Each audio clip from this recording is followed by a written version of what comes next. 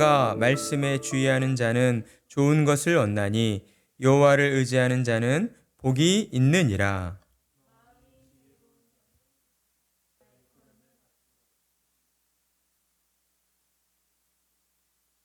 명철한 자에게는 그 명철이 생명의 샘이 되거니와 미련한 자에게는 그 미련한 것이 징계가 되느니라.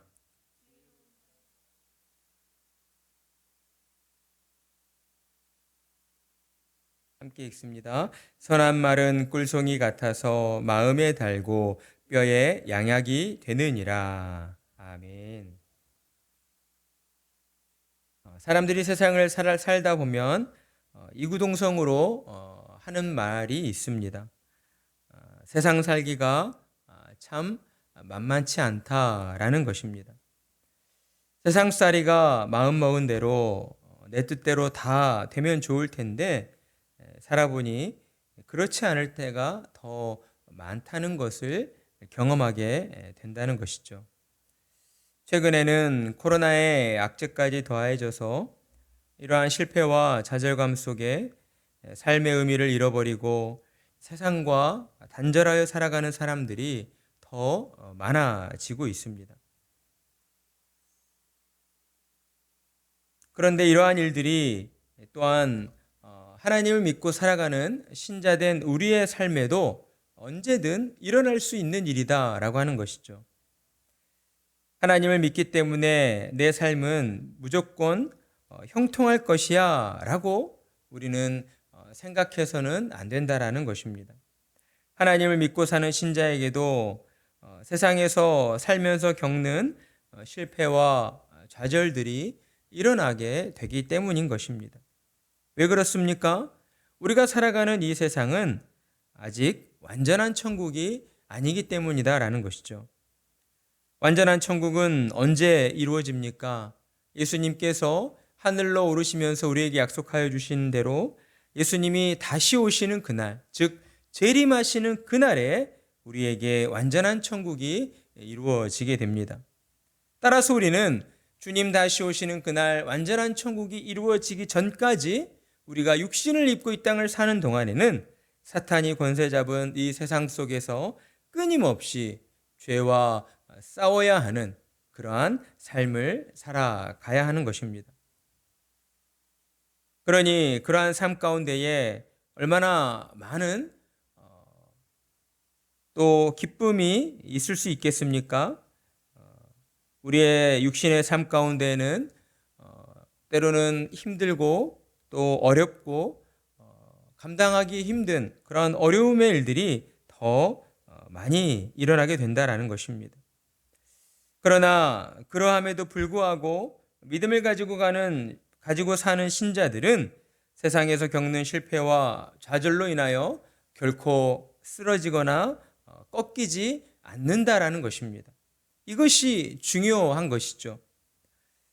우리가 모든 상황을 긍정적으로 바라보기 때문이 아닙니다.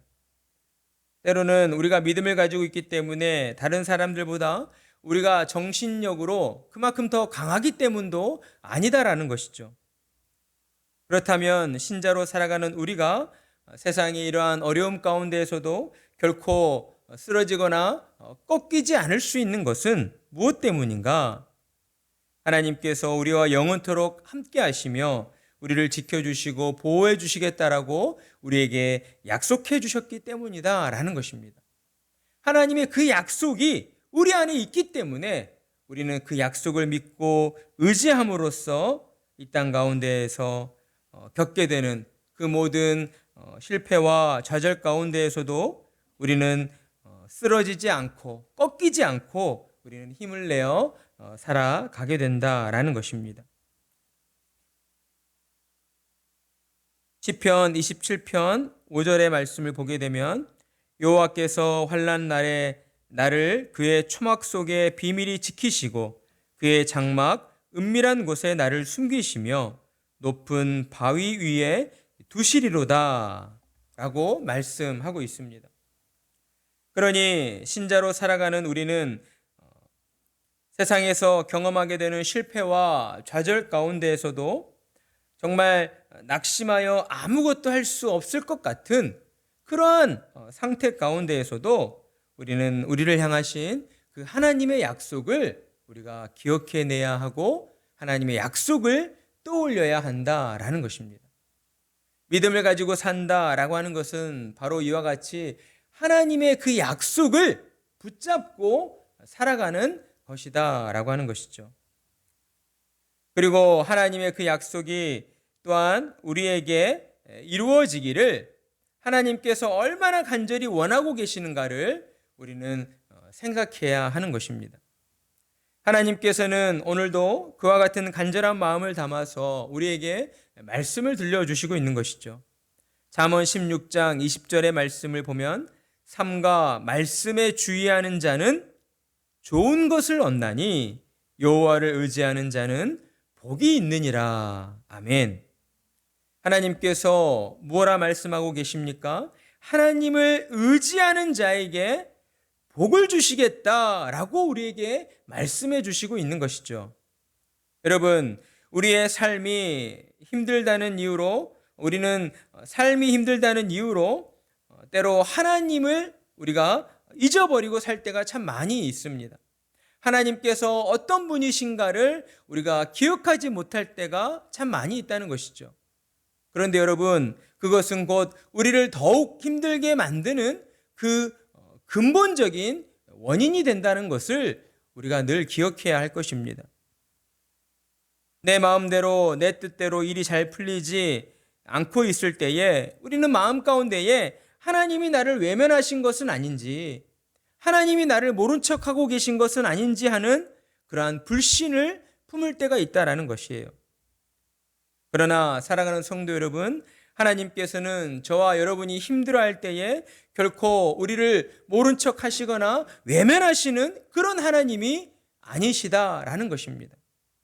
하나님께서는 언제 어디서나 우리가 어디에 있든 어떠한 고난과 어떠한 어려움 가운데 놓여 있든 하나님은 그 모든 순간 우리와 함께 하시며 우리의 마음을 어루만지시며 또한 우리에게 복 주시기를 그 무엇보다 간절히 원하시는 사랑과 자비의 하나님이시기 때문입니다.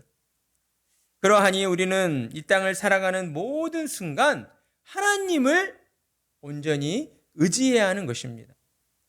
정말로 하나님을 의지하는 마음을 가지고 우리가 살아가야 한다라는 거예요. 그렇다면 우리는 어떻게 하나님을 의지할 수 있는 것입니까? 오늘 말씀에서처럼 삼가 말씀에 주의하는 자는 좋은 것을 얻나니 라고 말씀해 주고 있습니다. 따라서 하나님을 의지한다는 것은 무엇입니까? 삼가 하나님의 말씀에 주의하는 것, 곧 하나님의 말씀을 우리의 마음에 새기고 그 말씀에 따라 순종하며 사는 것이야말로 하나님을 의지하는 것이다 라고 하는 것입니다. 여러분, 신앙을 가지고 살아가는 신자가 하나님을 의지한다라고 하는 것은요, 단지 주일날 교회로 모여서 하나님 앞에 예배를 잘 드리는 것, 이것만을 의미하고 있는 것이 아닙니다. 하나님을 의지한다는 것은 우리의 모든 생활 속에서 하나님의 권위를 존중하고 두려워하기 때문에 우리가 날마다 하나님의 말씀을 지키고 순종하며 살아가는 것, 이것이 곧 하나님을 의지하는 것이고 이것이 바로 하나님을 믿는 신앙이다라고 하는 것입니다. 이런 의미로 볼 때에 우리가 하나님의 말씀을 바로 알기 위해 말씀을 묵상하고 또 연구하는 것도 중요하지만 그보다 더 중요한 것은 무엇인가?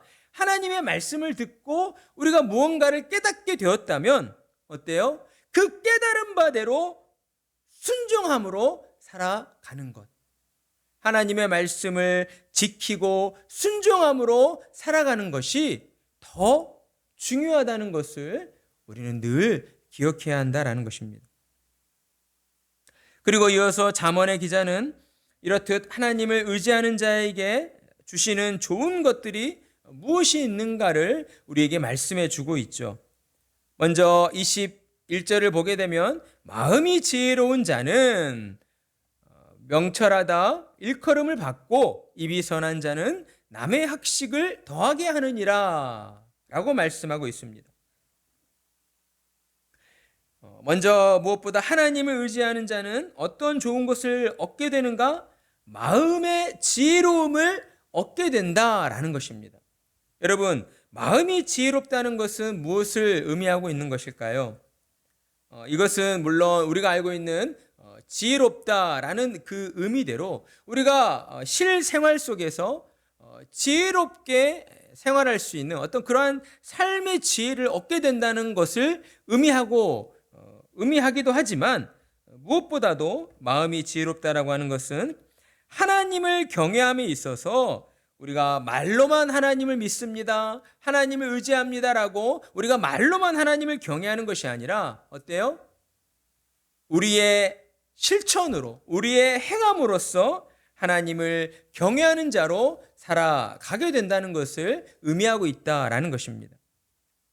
그러니까 삶으로 하나님을 경외하는 그러한 마음의 지혜를 얻게 된다라는 것이죠.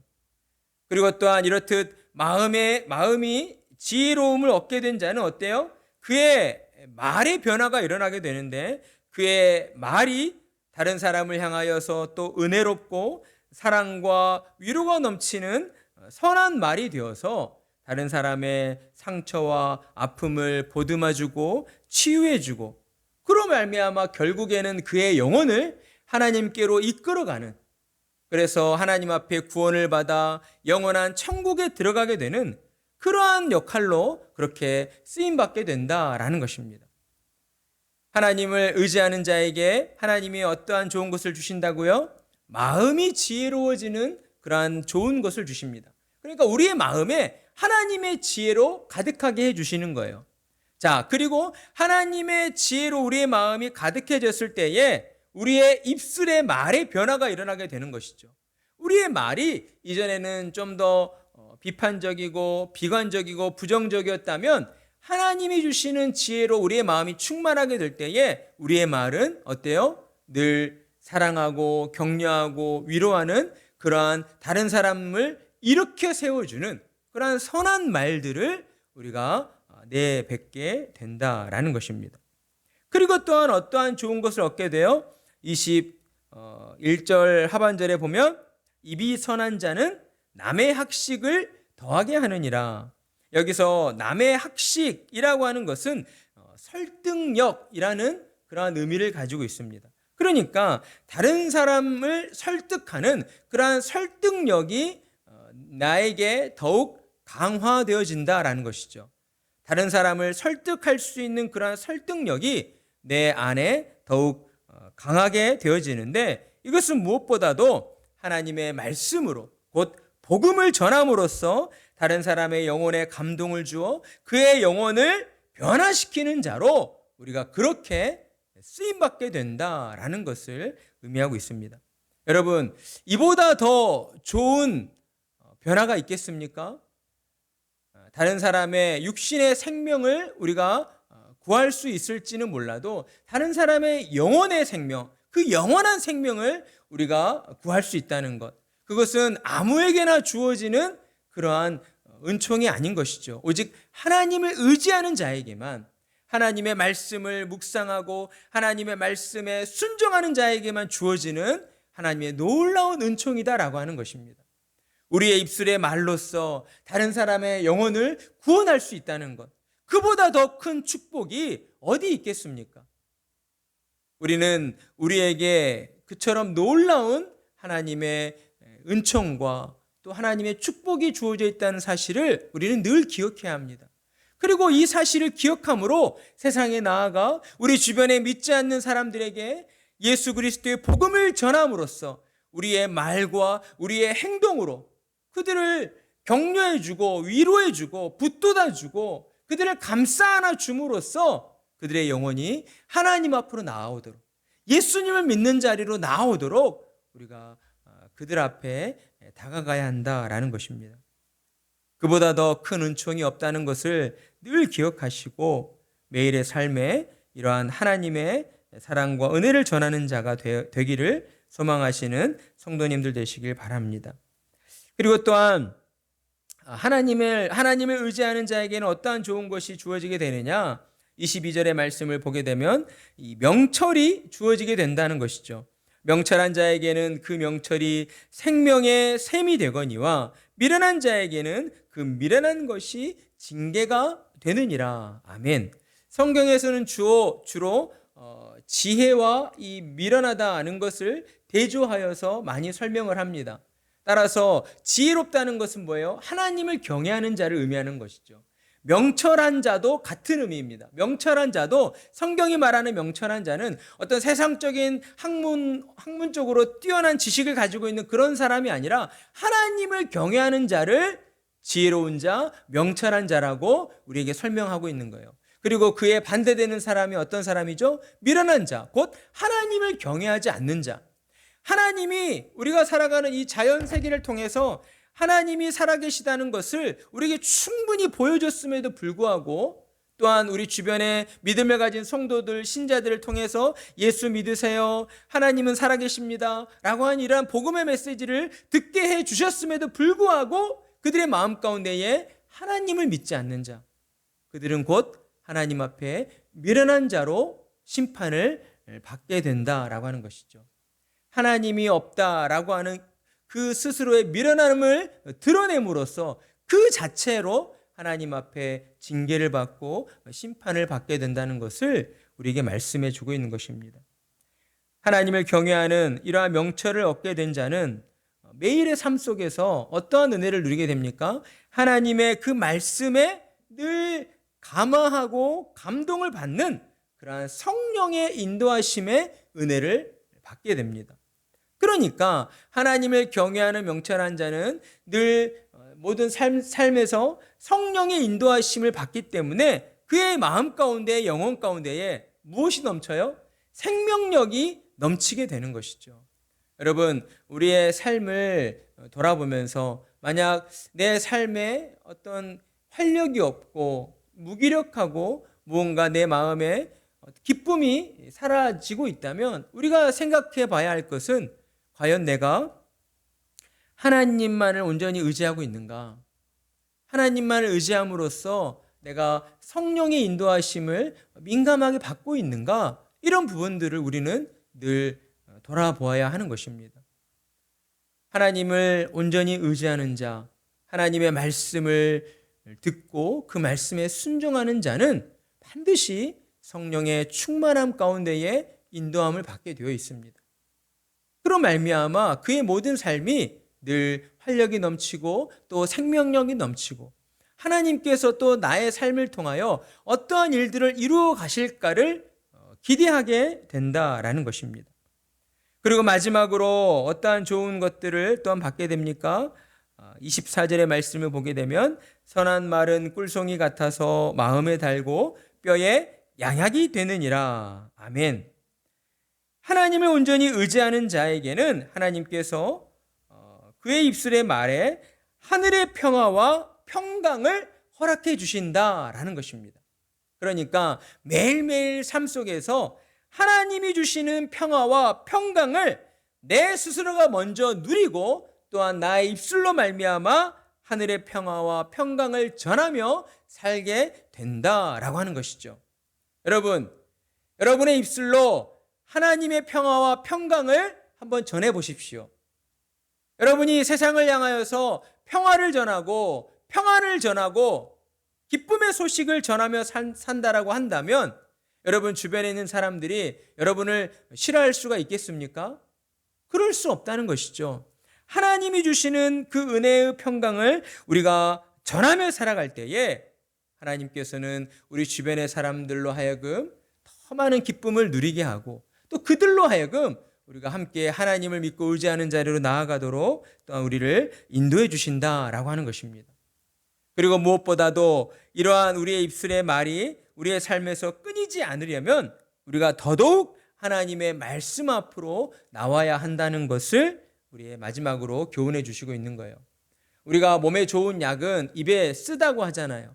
그와 같은 이치인 것이죠. 하나님의 말씀이 때로는 듣기 싫고 마음에 찔림이 되고 정말 내 삶은 이렇게 강팍하고 답답한데 왜 하나님은 늘 저런 고리타분한 말씀만을 하시는 것일까? 우리가 그런 생각을 가질 수도 있지만 여러분, 하나님의 말씀을 듣고 있을 때에 우리의 영혼이 반응을 하고 있다고요. 우리의 영혼은 하나님의 말씀으로 말미암아 치유되고 있고요, 회복되고 있고요, 다시금 하나님이 주시는 은혜로 충만함을 입게 된다라고 하는 것입니다. 그래서 하나님의 말씀은 꿀송이 같아서 우리의 마음에 달고 우리의 뼈를 단단하게 하는 그러한 양약이 된다라고 말씀을 해주고 있는 것입니다. 여러분, 삶이 고단하고 힘들 때일수록 더욱 하나님의 말씀을 들어야 합니다. 하나님의 말씀 앞에 나와서 하나님의 말씀을 듣고 또 들어야 하는 거예요. 답답하고 고리타분할지라도 또 들음으로 말미암아 내 영혼이 치유를 얻게 되는 거예요. 회복하게 되는 거예요. 이것이 바로 하나님께서 우리에게 허락하신 하나님의 영적인 은혜의 원리이다라고 하는 것입니다. 매일의 삶 가운데에서 하나님의 말씀만을 붙잡고 그 말씀에 순종함으로써 늘 하나님을 의지하고 하나님을 경외하며 살아가는, 그래서 하나님께서 주시겠다라고 하는 많은 좋은 것들을 받아 누리며 살아가시는 참으로 복된 성도님들이 되시기를 간절한 마음으로 축복합니다.